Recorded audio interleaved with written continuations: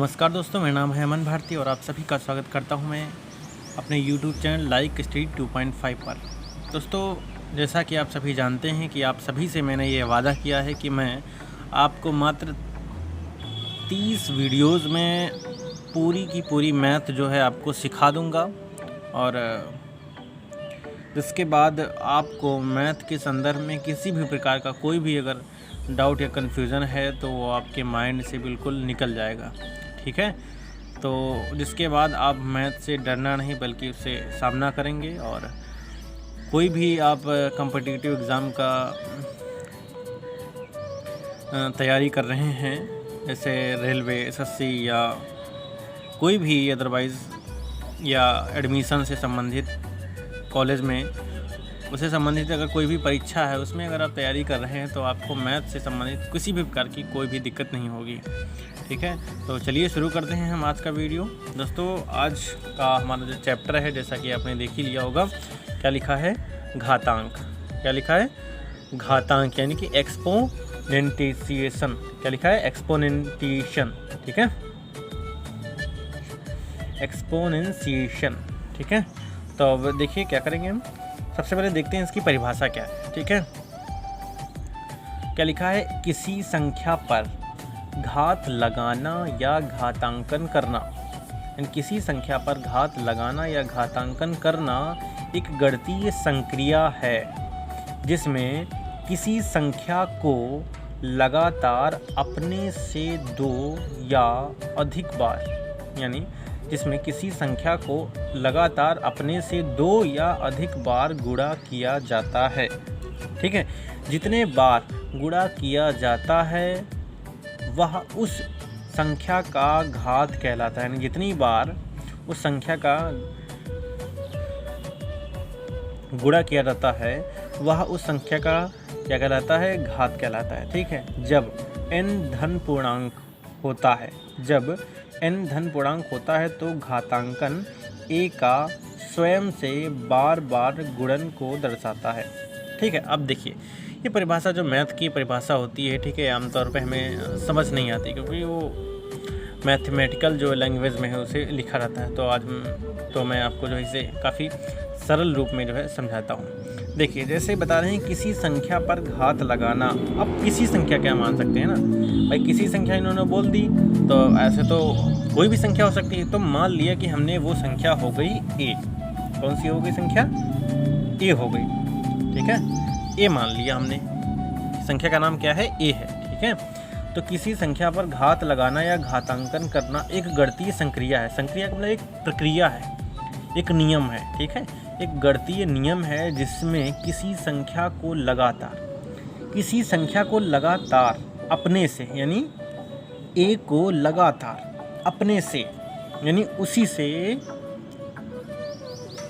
क्या लिखा है? दो या अधिक बार गुणा किया जाता है। यानी कि जैसे ए से ही गुणा किया जाता है। जैसे ए को हमने ए से कितनी बार गुणा किया? एक बार किया ना, यानी कि यहाँ पर कितनी बार हमने किया? 2 बार।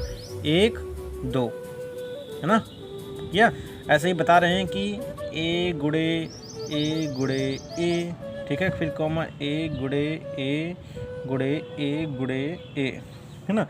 तो ऐसा ही जो है हम कई बार, अनंत बार कर सकते हैं। कितनी बार कर सकते हैं? अनंत बार। तो यहाँ पर हम सीधा लिख सकते हैं कि ए की पावर n, है ना? ए की पावर n, यानी कि हम n की जगह पर कोई भी संख्या लिख सकते हैं। लाइक 2 लिख सकते हैं, 3 4 5 करोड़, 10 करोड़, अरब, जितनी भी गिनतियाँ होंगी तुम्हारे पास लिख सकते हो। और वैसे ही एक ही जगह पर तुम कितनी भी संख्या लिख सकते हो। करोड़, 10 करोड़, 1 अरब, 1000, 2000, 1, है ना? तो कुछ भी लिख सकते हैं। 1/2, 1/3, 1/4, या -2, -3, -5, है ना? कुछ भी लिख सकते हो। तो जैसे अब देखिए यहाँ ए गुणे ए को हम क्या लिख सकते हैं? ए का स्क्वायर।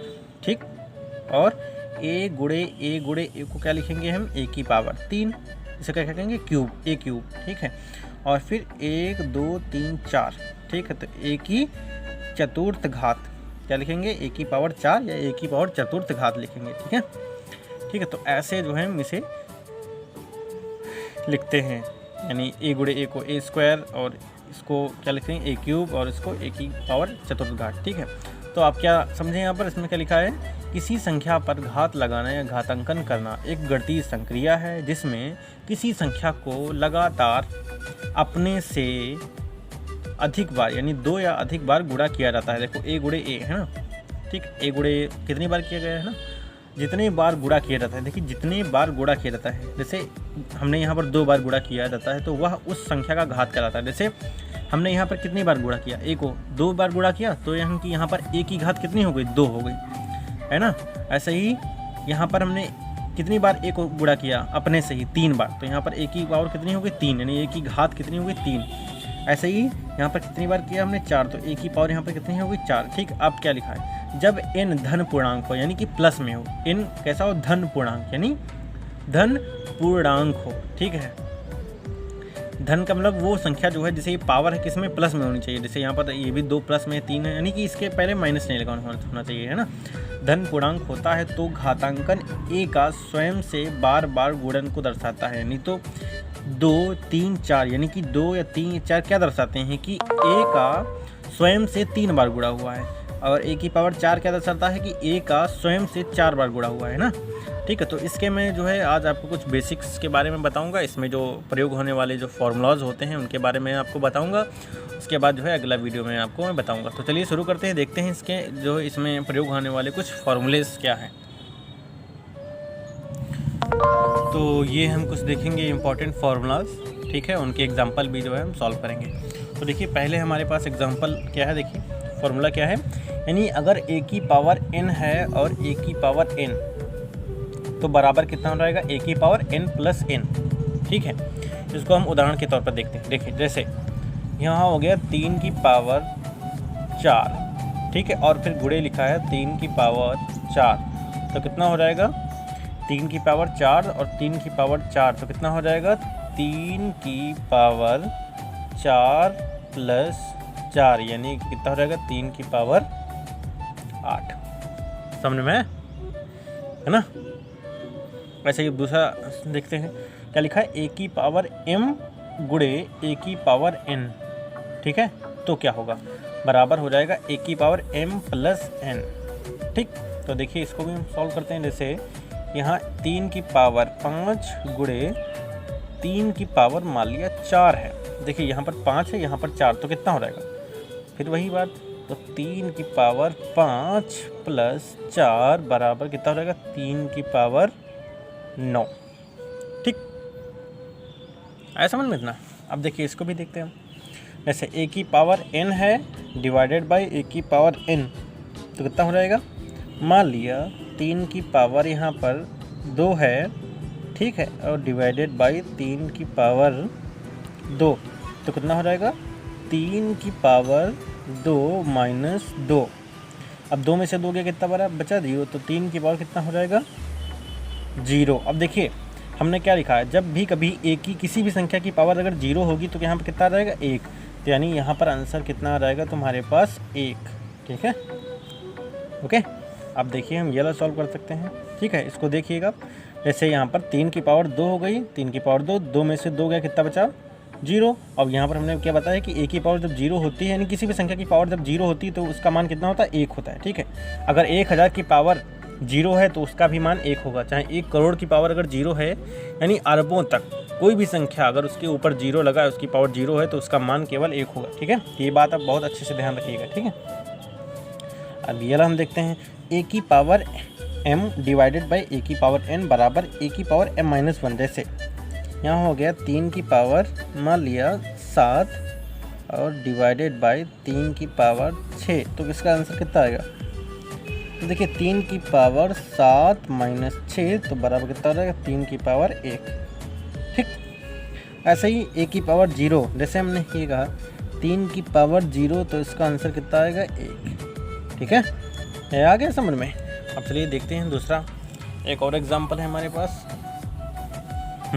तो देखिए क्या लिखा है, a की पावर माइनस n, तो बराबर कितना हो जाएगा, a की पावर यानी कि बराबर 1 बटे a की पावर n। जैसे यहाँ पर हमने लिख दिया 3 की पावर माइनस 2, तो इसका कितना हो जाएगा, बराबर हो जाएगा 1 बटे 3 की पावर 2। ठीक है, कितना हो जाएगा, ठीक है, तो तो यहाँ पर जैसे यहाँ कितना हो गया 3 की पावर -2 था तो 1/3 की पावर 2 हो जाएगा, है ना। ऐसे ही जैसे मान लिया कि एक और एग्जांपल ले लेते हैं हम। जैसे मान लिया यहाँ पर हो गया 5 की पावर -1 तो कितना हो जाएगा 1/5 की पावर 1। अब देखिए 1 तो पावर लिखी नहीं जाती है ना, तो क्या लिखेंगे बराबर 5 की पावर 1/5 हो जाएगा। ठीक, इतना जो है तुम्हारा आंसर आएगा। एक और एग्जांपल ले लेते हैं। जैसे यहाँ पर हो गया मान लिया कि